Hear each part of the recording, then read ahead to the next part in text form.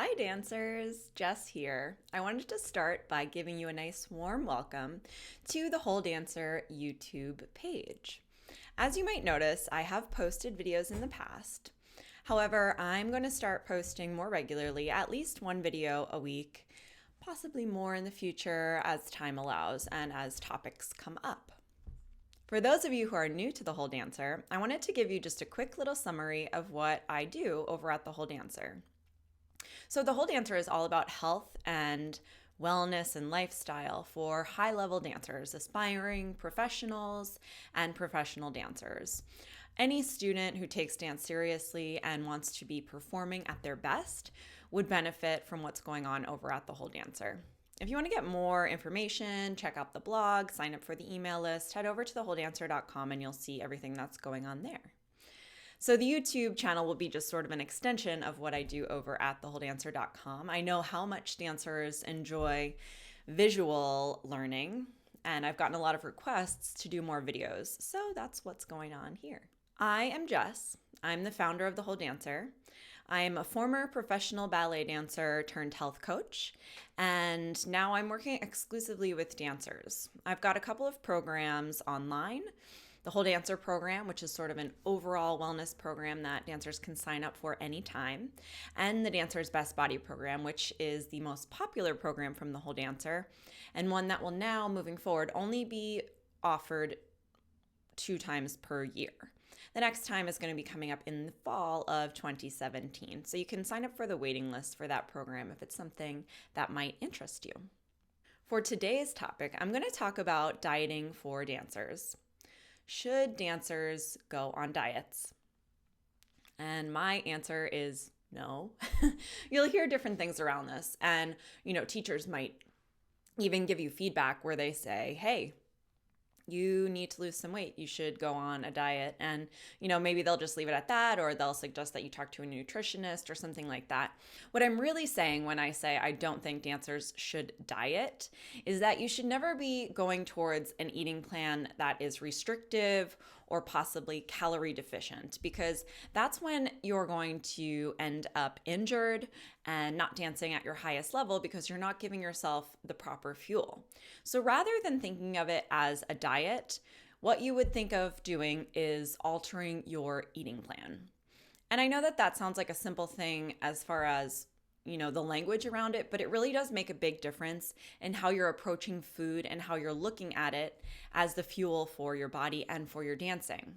Food should never be the enemy. And when we get into that dieting territory is when food starts to feel like the enemy and something you need to avoid and something you're constantly fighting with or, trying to figure out and manage and, cut back on. And that's not fun. And it also brings us to a really negative headspace around food in our bodies. And as dancers, we need to be able to look at food in a positive way and see all the good that it brings for us and, find that balance in the way that you're eating and the way that you're approaching food. So this is all about meal planning and finding that specific meal plan that works for you. Now, one thing that we should keep in mind is that there are so many options out there as far as, different eating styles, vegetarian, vegan, pescatarian, meat eater, paleo. I mean, the list goes on and on. You could find people following all kinds of different things. Some seem crazy to you if it's so different from what you're currently doing. But it might not be. It might actually be less of an adjustment than you think it would be. Sometimes switching your eating plan is much simpler than you think. However, food and eating is one of our most deeply ingrained habits, which is why it can be such a touchy subject for people. If you ever have a conversation or like a debate around food, people get very defensive. And I think it's because we get very attached to our eating plans and our beliefs around food and what works for us and, maybe what doesn't work for other people or, how you should be approaching food. So it's a loaded topic. So since I don't think dancers should diet, but rather I think that dancers need to see food as fuel, I wanted to open up my mini course, Food is Dancing Fuel, once again, because it was very popular the first time. Over 150 dancers signed up. And so, this is a little course with a few videos covering topics like how to use food to maximize your energy, how to shift your mindset around food, which is kind of what I mentioned, why we shouldn't look at food as, the enemy or dieting. And so in the mini course, we get into how to shift your mindset around food and to see it as your dancing fuel.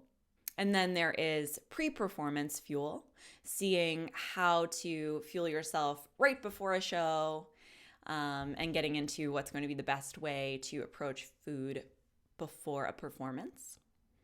And then there's the post-performance fuel, what you should be eating to help your body recover, what you should be eating to support your muscles after all of that work that you've done on stage, what you should be eating to give yourself the support that you need with food after a show, anti-inflammatory, all of that good stuff. And then finally, meal planning and preparation for the busiest times. Because with the dancers that I work with, over and over again, the most common problem that I hear, or the common issue or challenge, is that you have very limited time between classes and rehearsals, maybe another job, maybe school. Dancers tend to be one of the most overextended groups ever. So I think that making sure that you've got a clear and smart meal planning game going is wildly important. So that's covered in this mini course as well. So you can click below to join the mini course, Food is Dancing Fuel. It's just at thewholedancer.com/mini course. And check back with The Whole Dancer on YouTube every week now. You can subscribe to the channel and then you'll get notifications to your inbox as to when new videos are posted. But like I said, there's going to be something new every week.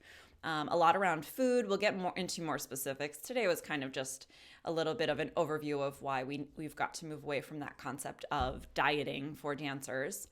But we'll get more into specifics of food and food choices and different eating plans, managing stress eating, managing binge eating, what to do if you are getting into disordered eating territory, sort of some resources and things to look forward to with that. And then, of course, if you have any questions or specific topics that you would like me to cover on the Whole Dancer YouTube channel, reach out anytime. You can comment below with a topic idea, or you can always email me, info@thewholedancer.com or jess@thewholedancer.com.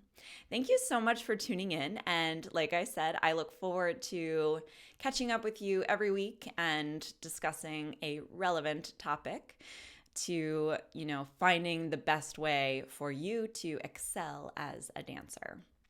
Also, I want to mention, even though the channel is technically new and my regular posting will be new, there are a bunch of videos already available on some past topics that I've covered. And I also just re-released the Summer Intensive Success Workshop. This was a live workshop before it was presented with, a live online audience. But it was a popular topic, and the timing is good since it's May, and many of you will be heading off to summer intensives soon. So that workshop is all about getting the most out of your summer intensives. So be sure to check that one out, and I will tune in and catch up with you all again soon.